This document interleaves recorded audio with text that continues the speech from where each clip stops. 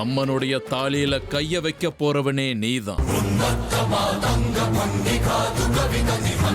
நாகராணிக்கும் நமக்கும் நடுவுல நடக்கிற இந்த யுத்தத்துல யாரோ ஒருத்தர் நுழைஞ்சிருக்காங்க ருத்ரா. இந்த தலத்தை விட்டு நீ போறதுக்குள்ள உன்னுடைய எல்லா கேள்விகளுக்கும் உனக்கு பதில் கிடைக்கும். அது வரைக்கும் பொறுமையா காத்துரு.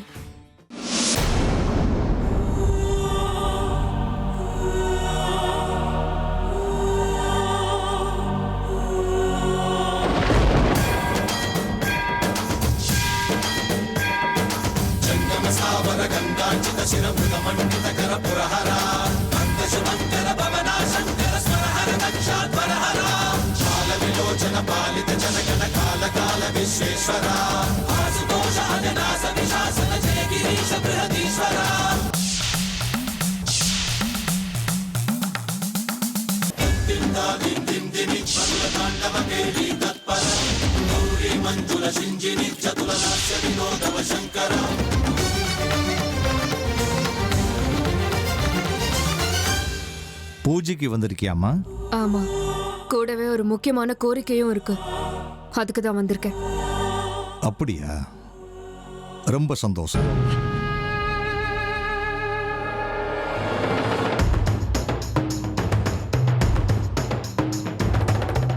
இந்த தலத்துக்கு கோரிக்கையோட வந்த எந்த பக்தர்களும் வெறுங்கையோட திரும்பினது கிடையாது.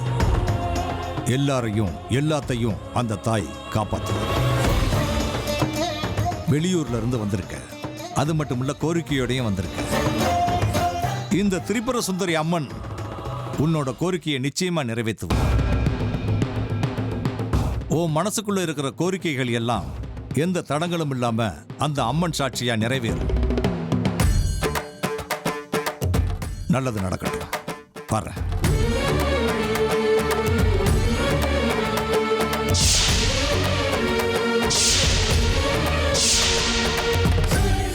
ரொம்ப நல்லவர் போல இருக்கு. இவரை நடமாடும் தெய்வம்னு நீ சொல்ற, ஆனா எனக்கு என்னமோ அப்படி தோணல. அப்பா, ஒரு நிமிஷத்துல அவரை பத்தி உனக்கு தெரிஞ்சு போச்சா? நீ சொல்றது உண்மைதான். இந்த ஊர்ல இருக்கிறவங்க ஆளுக்கு ஒரு மாதிரி பேசுறாங்க. சில பேர் நல்லவர்னு சொல்லுவாங்க, சில பேர் கெட்டவர்னு சொல்லுவாங்க. என் பங்காரிய கேட்டா சுந்தரிய கொன்னதே இவருதான்னு சொல்லுவான். பங்காரி நல்லவனா? ரொம்ப ரொம்ப நல்ல பையன். பத்திரமாத்து தங்கம், கள்ளங்கபடமே தெரியாதவன். அவனை பார்த்தா சாமியை பார்த்த மாதிரியே இருக்கும்.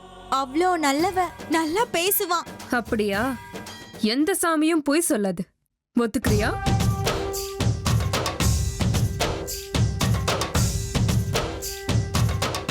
Tom tom tana tom tom tana tom tom tana tom tana tom tana tom tom tana tom tom tana tom tom tana tom tana tom tana tom tom tana tom tom tana tom tana tom. யாருப்பா இந்த பெரிய மனுஷன்? ஆழ்ந்த யோசனையில இருக்கான் போல இருக்கு. பார்க்கறதுக்கு நல்லதா இருக்கான். பக்கத்துல பொண்ணு ஏதாவது இருக்கணுமே.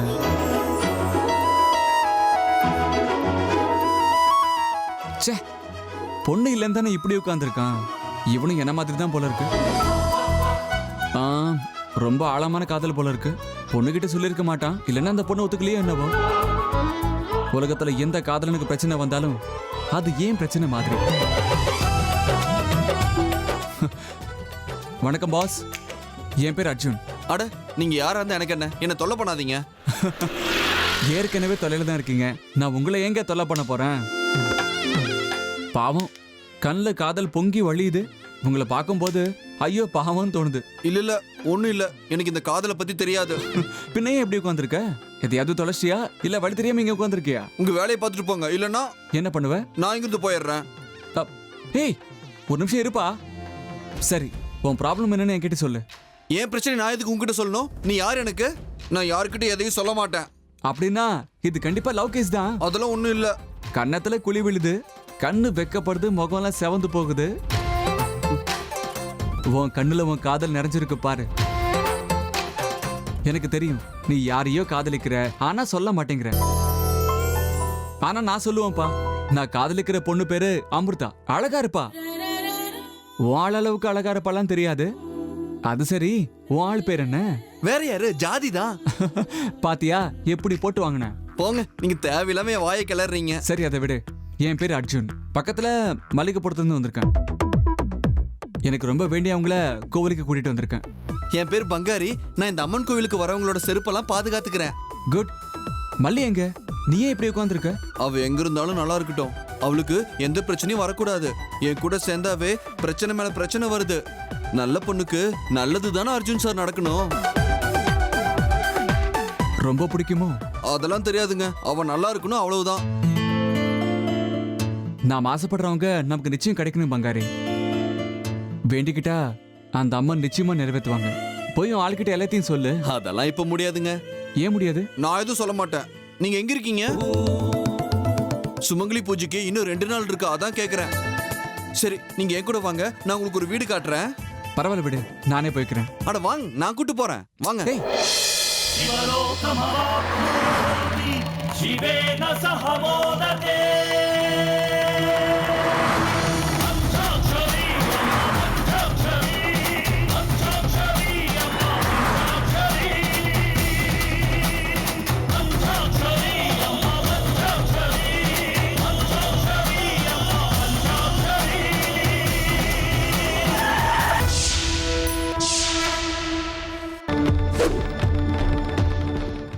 ருத்ரா, இது ஒரு புண்ணிய பூமி. நாம நம்ம வேலையை ரொம்ப எச்சரிக்கையோட செய்யணும். கொஞ்சம் அலட்சியத்தோட இருந்தாலும் ஆபத்து நம்மளை சூழ்ந்துக்கும். அந்த நாகராணி இங்க வந்திருக்கிறது திரிபுர சுந்தரியோட ஆதரவை நாடித்தான். அவ சாதாரணமானவ கிடையாது. சாட்சாத் அந்த பார்வதி தேவியோட ஸ்வரூபம். ருத்ரா, இருந்தாலும் இங்க நம்ம எதிரிய பலி கொடுக்க தேவையான சக்தி என்கிட்ட இருக்கு. வா போலாம்.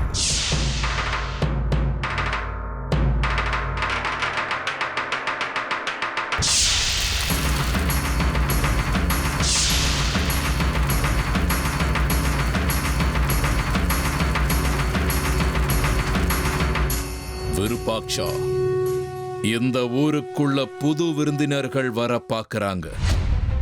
புது விருந்தாளிங்கன்னா யார் அது? எங்க இருக்காங்க? அவங்க சக்ராபுரிக்கு வெளியில நிக்கிறாங்க. அம்மன் அவங்கள உள்ள விட மாட்டேங்கிறா. அம்மன் விட மாட்டேங்கிறானா? என்ன அர்த்தம்? முதலா நான் இந்த ஊருக்கு வர முயற்சி பண்ணப்போ அந்த அம்மன் எனக்கு எப்படியெல்லாம் தடங்களை ஏற்படுத்தினா. ஆனா நான் அந்த தடைகளை எல்லாம் தகர்த்தெறிஞ்சு எப்படி உள்ள வந்தேன். தாயே, உன் மகனை நீ அவ்வளவு சுலபமா தடுக்க முடியாது. என்னால உனக்கு எந்த பிரச்சனையும் ஏற்படாது தாயே. என்னோட எதிரியை நான் தேடி பிடிக்க எனக்கு வழிவிடு தாயே. என்ன பாபா இது? ஏன் இப்படி நடக்குது? ஏன் நம்மளால ஊருக்குள்ள போக முடியல? அவ மிகுந்த சக்தி வாய்ந்தவ. பக்திக்கு மாத்திரம் தான் செவிசாய்ப்பா. இல்ல தந்திரத்தால ஜெயிக்கலாம். இல்லனா சில நேரத்தில் அவளோட சக்தி குறையும். அந்த நேரத்தில் நாம உள்ள போயாகணும்.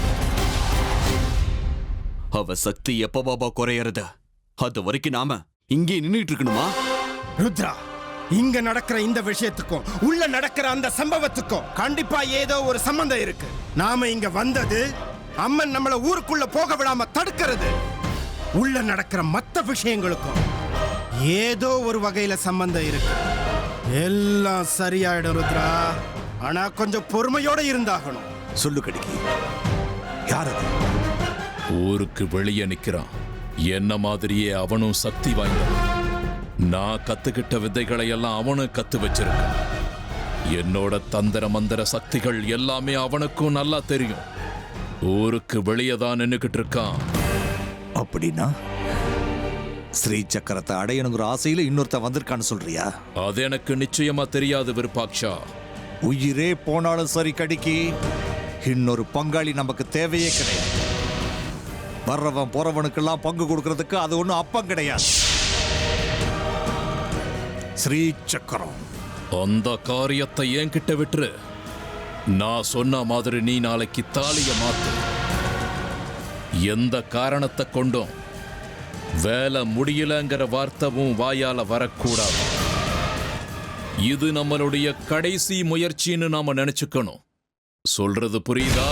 சரி, நீயும் ஒண்ணு புரிஞ்சுக்கோ. யாரோ வந்திருக்காங்கன்னு சொன்னேன்ல, அவங்க சக்கராபுரிக்குள்ள கால் வைக்கக்கூடாது. அது உன்னுடைய பொறுப்பு. உன்னோட வேலையை நீ செய், என்னோட வேலையை நான் செய்கிறேன். எப்படி வந்தியோ அப்படியே திரும்பி போயிடு.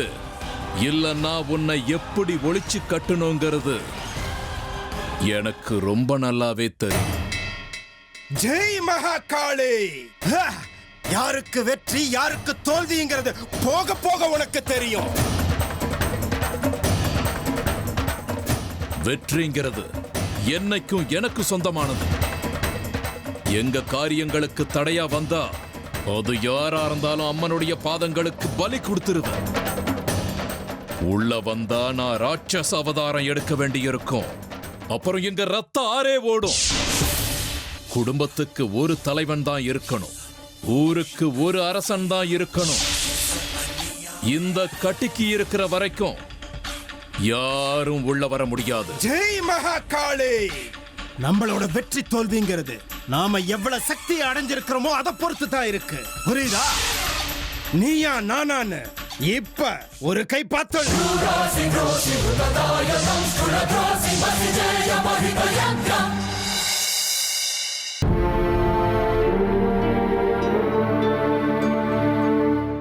சரோஜா, நீ எதுக்குமா இப்படி கவலைப்படுற? பொண்ணுக்கு தெய்வ பக்தி அதிகம்னு நீ தான் சொன்ன. அந்த தாயை நம்பி வந்தவங்கள அவ எப்பவுமே கைவிட்டது கிடையாது. கோயில தான் இருப்பா, சீக்கிரம் வந்துருவா, பாத்துக்கிட்டே இரு. போன தடவை நீ சுமங்கலி பூஜைக்கு வந்திருந்தப்போ நான் உன்கிட்ட ஒரு விஷயம் சொன்னேனே, உனக்கு ஞாபகம் இருக்கா? அந்த மகமாயோட தலத்துக்கு வந்திருக்கீங்க, உங்களுக்கு குழந்தை இல்லையேங்கிற குறைய அந்த தாய் நிறைவேற்றி வைப்பான்னு உங்க 2 பேருக்கிட்டே சொன்னேன்.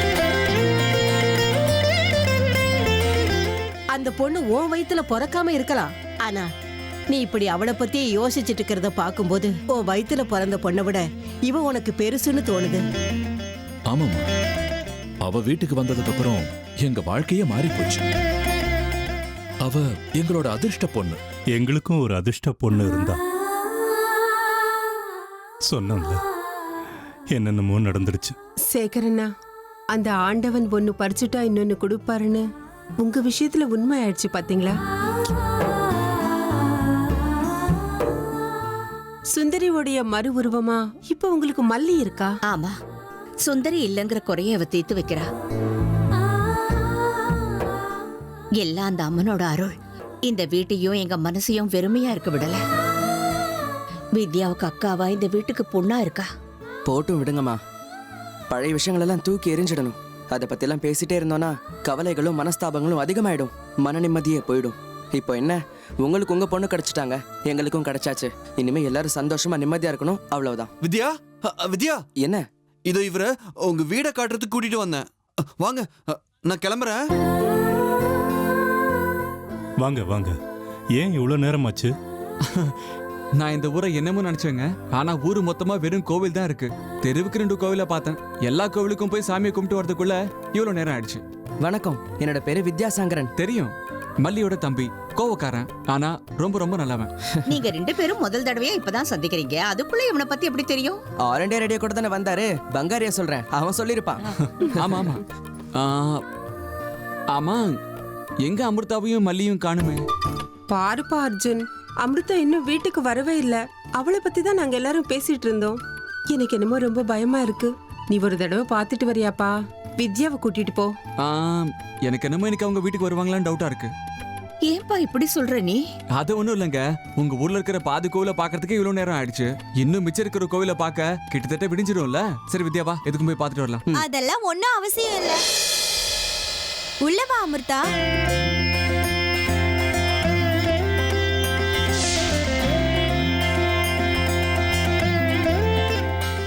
ஏன் வாசல்லையே நின்னுட்ட அமிர்தா? உள்ளவம்மா. நீ பாக்குறது எல்லாமே நிஜம்தான். அமிர்தா, வருஷம் வருஷம் நாங்க இந்த கோயிலுக்கு வந்து அம்மனுடைய சுமங்கலி பூஜையில கலந்துகிட்டு பிரசாதம் வாங்கிட்டு போவோமா. இந்த முறை வாய்ப்பை தவற விட மனசு வரல, அதான் கிளம்பி வந்துட்டோம். ஆமா அமிர்தா, அதுவும் இல்லாம அர்ஜுன் கூட போலான்னு ரொம்ப வற்புறுத்தினா, அதனாலதான் நாங்க வந்துட்டோம்.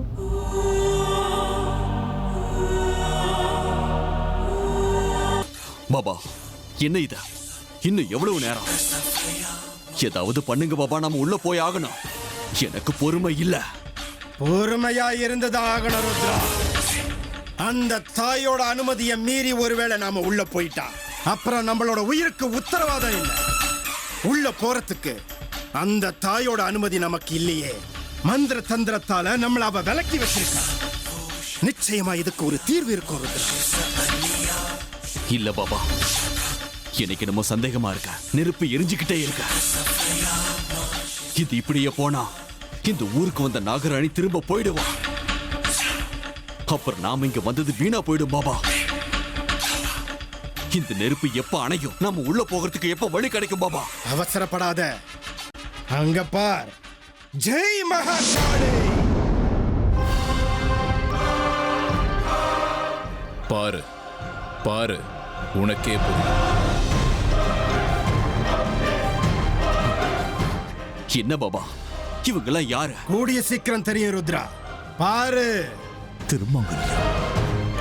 எதுக்கு இது? இதுதான் உன்னுடைய அம்மன் கழுத்துல இருக்க வேண்டிய திருமாங்கல்யம். என்ன சொல்ற? அவ கழுத்துல இருக்க வேண்டிய மாங்கல்யத்தை என்கிட்ட கொண்டு வந்து கொடு.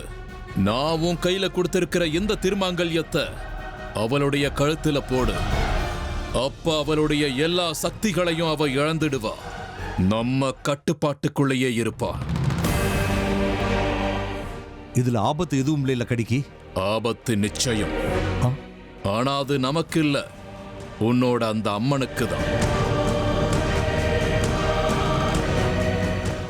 ஆனா ஒரு விஷயம் கடிக்கு, ஸ்ரீ சக்கரம் வேணுங்கிறது உண்மைதான். அது மேல நான் உயிரே வச்சிருக்கேன்றதும் உண்மைதான்.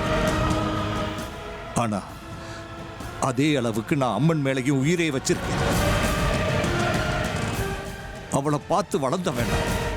என் கையை பிடிச்சு வழிகாட்டினவ அவதான். அவதான் எனக்கு பேச கத்து கொடுத்தா, பண்புகளை கத்து கொடுத்தா, சரி எது தப்பு எதுன்னு பார்த்து என்ன திருத்தி இருக்கா. இன்னமும் என் மனசுக்கு ஒரு அமைதி கிடைக்க மாட்டேங்குது. இந்த காரியத்தை நான் நிச்சயமா மனப்பூர்வமா செய்ய போறதில்லை.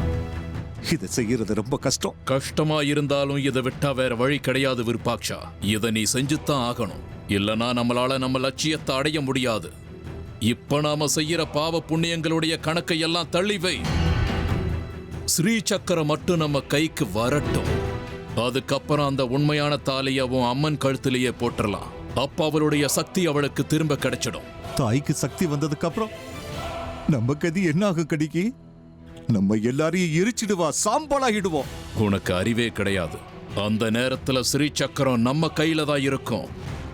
அது இருக்கும்போது யாராலையும் நம்மளை எதுவும் செய்ய முடியாது.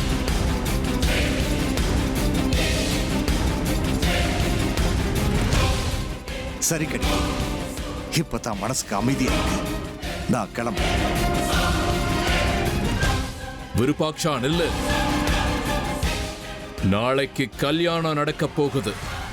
எந்த காரணத்தை கொண்டும் தடப்படக்கூடாது. சொன்னது ஞாபகம் இருக்கட்டும். கவனமா உன் காரியத்தை பண்ணு. இதுதான் நம்ம கடைசி முயற்சி. நான் உனக்கு கடைசி தடவையா சொல்றேன்.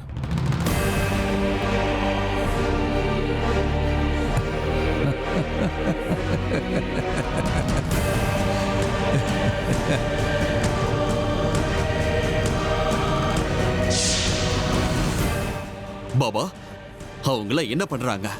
விடு ருத்ரா, அது நமக்கு அவசியம் இல்லாத விஷயம். நாகராணியை தேடி நாம வந்திருக்கோம். கண்டிப்பா அவ நமக்கு கிடைச்சே தீருவா. விடு. அவளோட கடைசி மூச்சு விடுறதுக்காக நான் காத்துக்கிட்டு இருக்கேன்.